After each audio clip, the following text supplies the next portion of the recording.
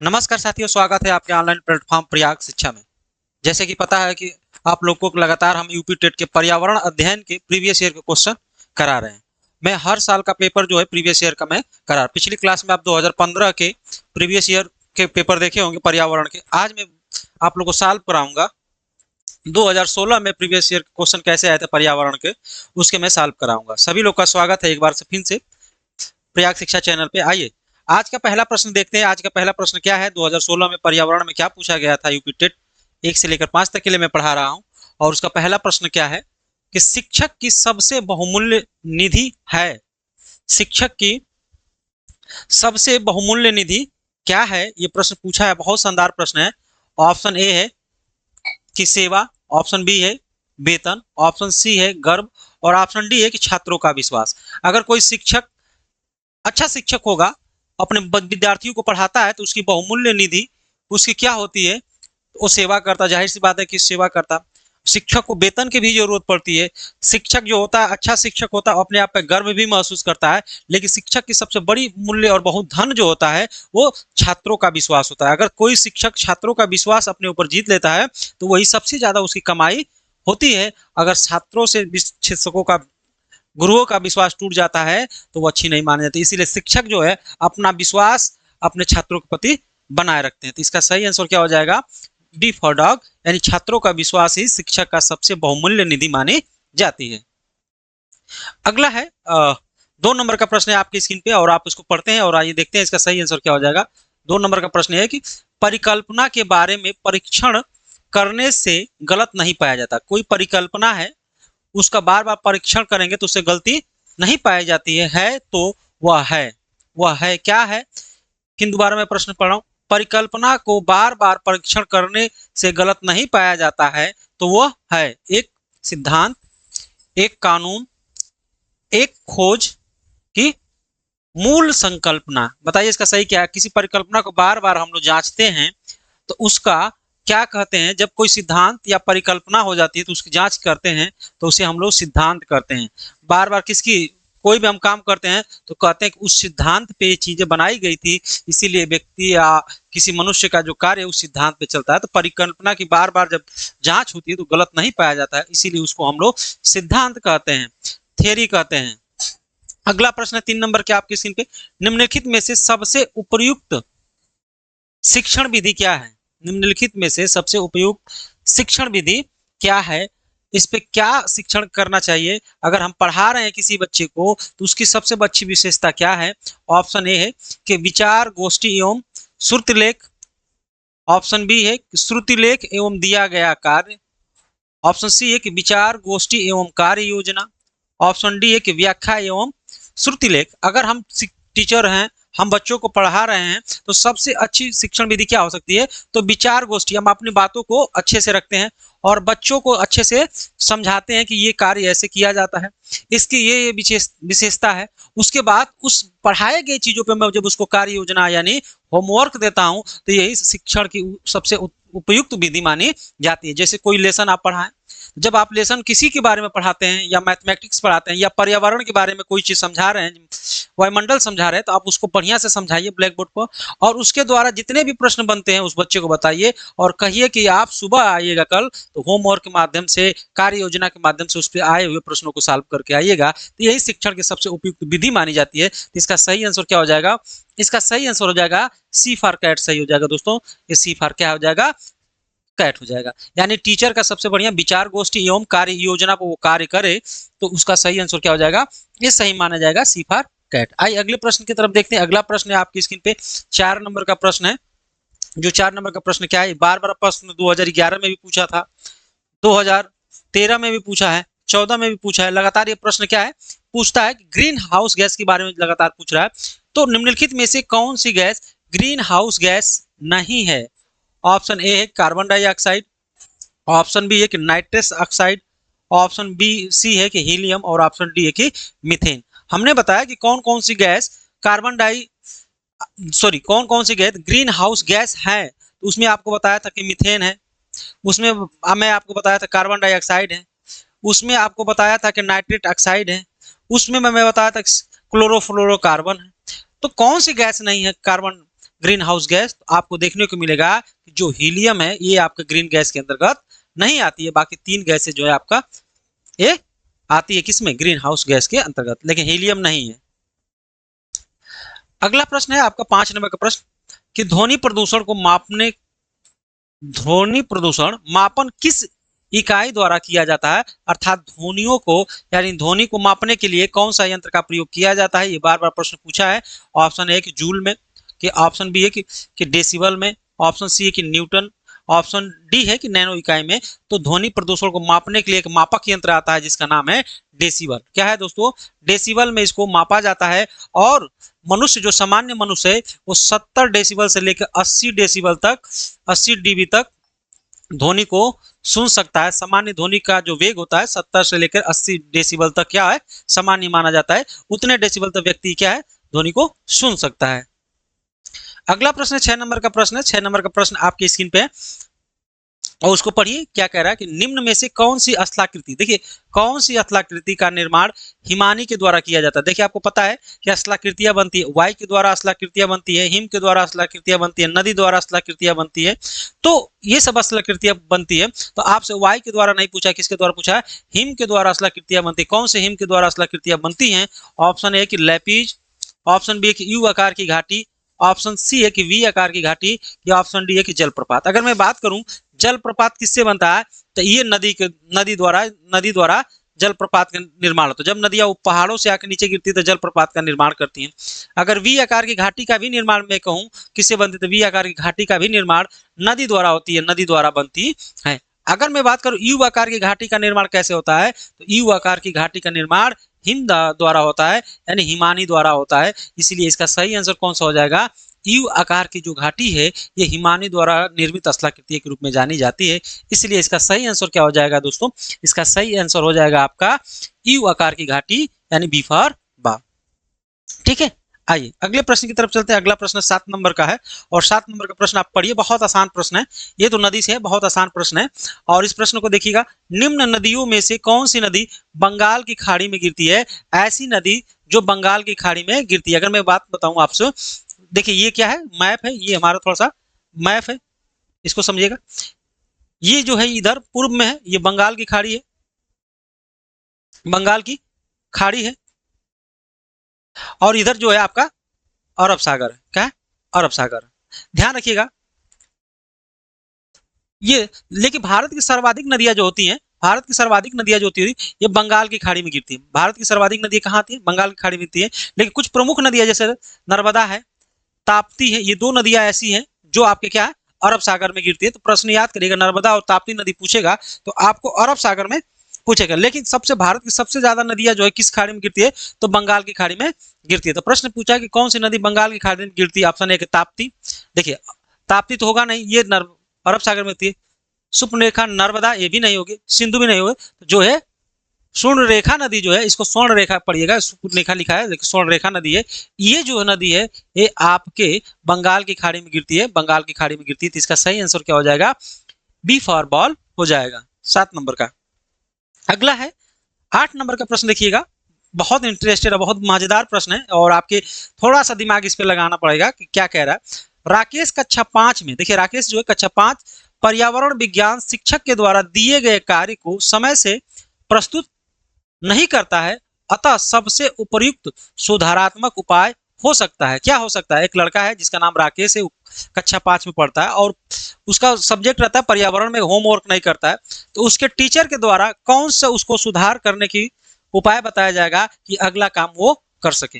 पहला ऑप्शन है कि प्रधानाध्यापक की जानकारी लेना, बी कहता है कि खेल की कक्षा में जाने पर प्रतिबंध लगाना, सी है कि उसकी अनियमितताओं के कारण को जानकर उसे सही मार्गदर्शन देना, और ऑप्शन डी है कि उपयुक्त उसकी अनियमितताओं को लिखित जानकारी माता पिता को देना। तो अगर बच्चा होमवर्क नहीं करता है तो उसको क्या करेंगे आप? टीचर का और क्लास टीचर का मतलब ये होता है कि जो बच्चा होमवर्क नहीं करता है उससे पूछिए कि वो क्यों नहीं किया, क्या कारण है, उसकी जानकारी इकट्ठा करें और उसको सही मार्गदर्शन दे। अर्थात वो नहीं कर पाता या रात को खा के तुरंत सो जाता है तो पता करें किस कारण होता है, और उसको अगर सोता है तो बताओ कि तुम सो मत, तुम अपने होमवर्क को पूरा करो और उसको पूरा करने के बाद उसको सही से काम करो, तो उसको एक मार्गदर्शन देने का काम करेगा। इस प्रकार से आप देखेंगे तो सबसे सटीक आंसर आपको जो मिलेगा सी वाला मिलेगा। उसकी अनियमितताओं के कारणों को जानिए और उसे सही मार्गदर्शन दीजिए। सही मार्ग बताइए कि नहीं आपको होमवर्क करना है, ताकि तभी आपकी तैयारी और अच्छी होती रहेगी। 9 नंबर का प्रश्न है।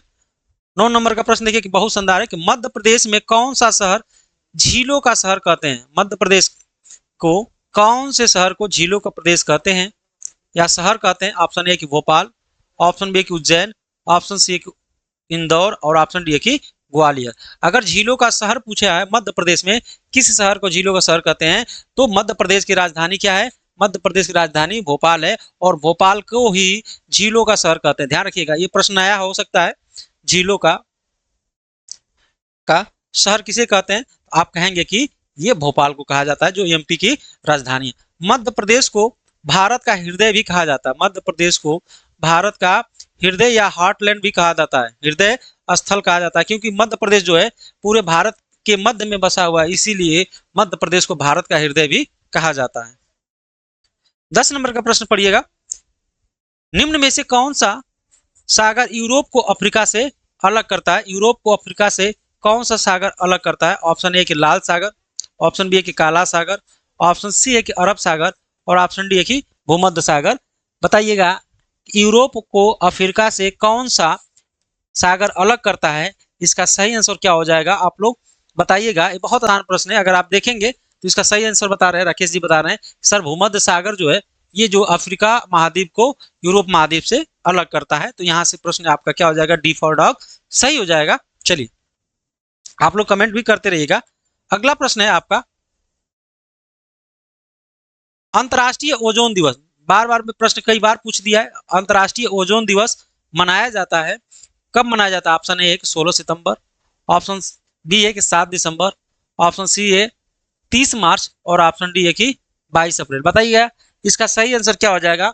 ओजोन दिवस मनाया जाता है कब मनाया जाता है? ये बहुत आसान प्रश्न है। कई बार ये प्रश्न पूछा भी है, कई बार ये पूछा गया। ये किसके लिए गया? तो ओजोन परत को संरक्षित करने के लिए इसको बनाया गया था कि ओजोन परत को संरक्षित किया जाए। और इसका सही तारीख क्या है और किस दिन ये मनाया जाता है? इसका सही आंसर बताइएगा। तो इसकी स्थापना बताइएगा। ये यूएनओ के द्वारा 16 सितंबर को, यूएनओ के द्वारा 16 सितंबर को अंतर्राष्ट्रीय योग दिवस मनाने का कार्य किया जाता है। 16 सितंबर इसका क्या हो जाएगा दोस्तों? सही आंसर हो जाएगा 16 सितंबर 1994 को। ध्यान रखिएगा इसकी स्थापना कब हुई? 16 सितंबर 1994 को ओजोन दिवस के रूप में मनाने का कार्य किया गया था। ठीक है, अगला प्रश्न है आपकी स्क्रीन पे 12वां। किस खाद्य श्रृंखला को शाकाहारी होते हैं? मतलब किस खाद्य श्रृंखला में शाकाहारी होते हैं? पिछली क्लास में आप देखे होंगे तो मैंने पिरामिड बताया था। और हमेशा देखिए जो शाकाहारी प्रवृत्ति के जो श्रृंखलाएं होती है वो हमेशा प्राथमिक उत्पादक के रूप में जानी जाती है, प्राथमिक उत्पादक के रूप में जानी जाती है। ऐसा कीट जो घास फूस यानी हरी पत्तियों का सेवन करता है उसे ही हम लोग प्राथमिक शाकाहारी कहते हैं। 13 नंबर का प्रश्न, पारिस्थितिकी तंत्र के तत्वों के चक्रण को क्या कहते हैं? पारिस्थितिकी तंत्र के तत्वों के चक्रण को यानी पारिस्थितिकी यानी इकोलॉजिकल साइकिल को क्या कहते हैं? ऑप्शन ए कि रासायनिक चक्र, ऑप्शन बी है कि जैव भू रासायनिक चक्र, ऑप्शन सी है कि भूगर्भिक चक्र और ऑप्शन डी है कि भू रासायनिक चक्र। बताइएगा इसका सही आंसर क्या हो जाएगा? पारिस्थितिकी तंत्र के तत्वों के चक्रण को कहते हैं, क्या कहते हैं? ऑप्शन आपकी स्क्रीन पे है, राकेश जी बताइए इसका सही आंसर क्या है? सही बता रहे हैं आप, क्योंकि ये परीक्षा 2016 वाले पेपर में क्या है ये पूछा गया था। ये तो रिपीट क्वेश्चन आ रहा है। जब प्रश्न रिपीट आते हैं तो आप आराम से कर ले जाएंगे। इसका सही आंसर बता रहे हैं राकेश जी सर, इसका बी होगा, जैव भू रासायनिक चक्र जो है इसका सही आंसर है, बी फॉर बॉल। आइए अगले प्रश्न की तरफ चलते हैं।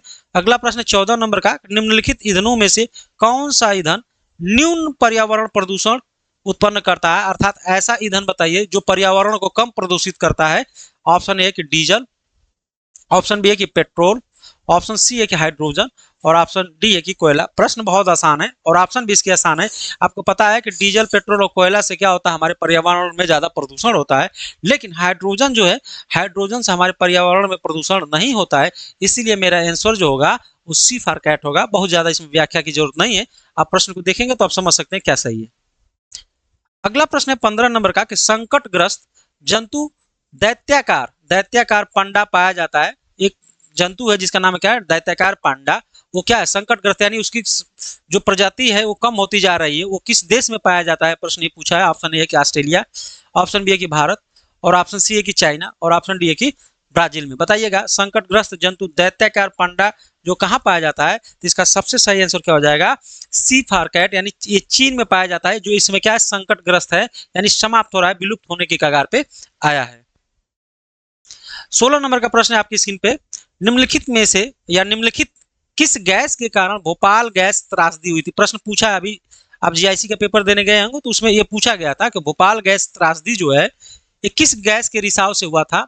Option A chlorofluorocarbon, option B है कि कार्बन डाइऑक्साइड, ऑप्शन सी है कि नाइट्रेट ऑक्साइड, और ऑप्शन डी है कि मिथाइल आइसोसाइनाइड। बताइएगा भोपाल गैस त्रासदी जो हुआ था वो कब हुआ था, ये कब हुआ था, तो ये 1984 में हुआ था। कब हुआ था, 1984 में हुआ था। कि कहाँ हुआ था, ये भोपाल में हुआ था, भोपाल में।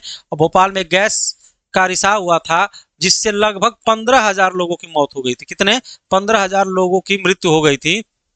और कौन सी गैस का रिसाव हुआ था दोस्तों, आप किस बताइएगा, 15,000 लोगों की क्या हो गई थी, लोगों की मृत्यु हो गई थी।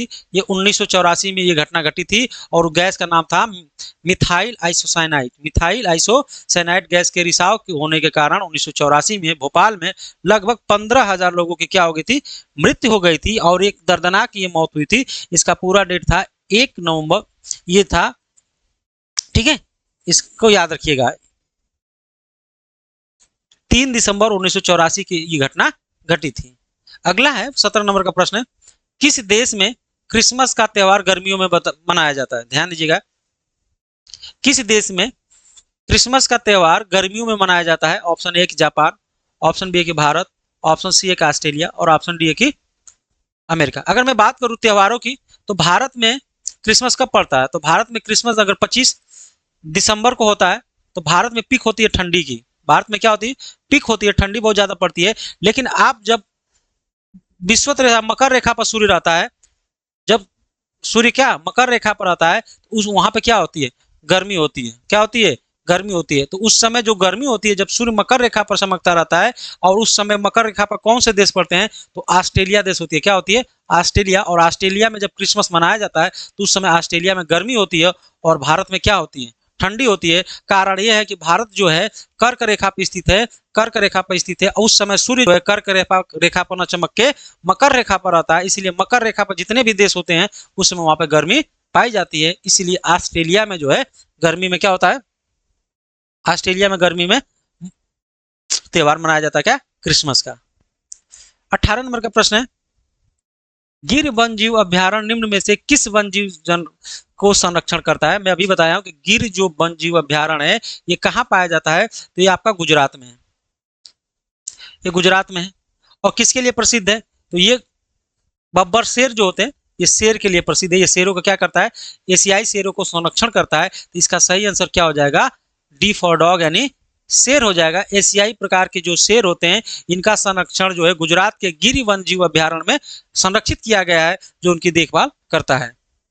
19 नंबर का प्रश्न है आपकी स्क्रीन पे, निम्न में से कौन सी प्राकृतिक वनस्पतियां मरुस्थल में पाई जाती है। ऐसी प्राकृतिक बताइए जो वनस्पति हो जो मरुस्थल में उगाई जाती है। आप पता है मरुस्थल में जो होती है वर्षा जो होता है मरुस्थल में 15 डिग्री सेंटीग्रेड से क्या होती है, कम होती है। जहां वर्षा कम होगी वहां पेड़ पौधे भी क्या होंगे, कम उगेंगे। तो किस प्रकार के पेड़ पौधे उगेंगे, ऑप्शन ए कि महोगनी, ऑप्शन बी है कि कैक्टस, ऑप्शन सी है कि फर, और ऑप्शन डी है कि चंदन। तो आपको पता है जहां वर्षा नहीं होती है, जहां मरुस्थल पाए जाते हैं वहां पर क्या कटीली झाड़ियां या कटीली पौधे होते हैं। इस प्रकार से देखा जाएगा तो जो कैक्टस होता है ये मरुस्थली में उगाया जाता है, मरुस्थलों में क्या है उगाया जाता है, या मरुस्थलों में होता है। तो इसका सही आंसर क्या हो जाएगा, इसका सही आंसर कैक्टस होनी बी फॉर बॉल होगा। 20 नंबर का प्रश्न देखिए, ये भी जीआईसी में आया था, ये भी क्या है जीआईसी में प्रश्न आया था। जीआईसी 2026 का पेपर हुआ है, तो ग्रीन मफलर दिया था। ग्रीन मफलर का संबंध है या संबंधित है, किससे संबंधित है, मृदा प्रदूषण से, कि वायु प्रदूषण से, कि ध्वनि प्रदूषण से, कि जल प्रदूषण से। बताइए बताइए इसका सही आंसर क्या हो जाएगा दोस्तों। ग्रीन मफलर किससे संबंधित है, ये बहुत आसान प्रश्न है। ग्रीन मफलर का संबंध जो है ये ध्वनि प्रदूषण से, क्या है ध्वनि प्रदूषण से। इसका सही आंसर जो हो जाएगा सी फॉर कैट हो जाएगा, सी फॉर कैट हो जाएगा ध्वनि प्रदूषण से। कुछ लोगों को लगेगा ग्रीन मफलर हरा भरा है तो ये किससे हो जाएगा, तो वायु प्रदूषण से नहीं, ये ध्वनि प्रदूषण से होगा। इसका सही आंसर क्या है, सी है। 21 नंबर का प्रश्न देखिएगा कि भू पारिस्थितिकी तंत्र में ऊर्जा का महत्वपूर्ण स्रोत है, अर्थात आपको भू पारिस्थितिकी तंत्र में किसका सबसे बड़ा स्रोत माना जाता है, तो ऑप्शन ए है सूर्य है, ऑप्शन बी है पृथ्वी है, ऑप्शन सी कि चंद्रमा, और ऑप्शन डी है कि शुक्र। तो आपको पता है कि भू पारिस्थितिकी तंत्र में जो सबसे महत्वपूर्ण होता है ऊर्जा का स्रोत सूर्य है। सूर्य देवता ही सबको क्या करते हैं, प्रकाशित करते हैं, सबको ज्यादा ऊर्जा देने का कार्य करते हैं, और सब लोग कहते हैं कि आपको सूर्य की तरह ही चमकना होगा। अगला प्रश्न है कि टाइटन किस ग्रह का उपग्रह, टाइटन जो है किस ग्रह का उपग्रह है, ऑप्शन ए कि वरुण, ऑप्शन बी है कि बुध, ऑप्शन सी है कि शनि, और ऑप्शन डी है कि शुक्र। तो आपको पता है कि जो टाइटन जो ग्रह है, जो उपग्रह है, ये शनि का उपग्रह माना जाता है, शनि का उपग्रह माना जाता है। 23 नंबर का प्रश्न देखिएगा स्क्रीन पे, निम्नलिखित में से कौन सी बायोडीजल की फसल है, बहुत प्रश्न रिपीट किया है, निम्नलिखित में से कौन सी बायोडीजल की फसल है, ऑप्शन ए कपास, ऑप्शन बी है जेट्रोफा, ऑप्शन सी है गन्ना, और ऑप्शन डी है कि आलू। तो इसका सही आंसर है जेट्रोफा। क्या है, जेट्रोफा। अगला प्रश्न 24 नंबर का प्रश्न है कि पर्यावरण संरक्षण अधिनियम किस वर्ष पारित हुआ था, पर्यावरण संरक्षण अधिनियम किस वर्ष पारित हुआ था, ऑप्शन ए 1982, ऑप्शन बी है 1986, ऑप्शन सी है 1992, और ऑप्शन डी 1996। बताइए, बहुत आसान प्रश्न है। पर्यावरण संरक्षण अधिनियम कब पारित हुआ था दोस्तों, इसका सही आंसर हो जाएगा 1986 को इसको क्या किया गया था, पारित किया गया था, इसलिए इसका सही आंसर क्या हो जाएगा, बी फॉर बॉल हो जाएगा।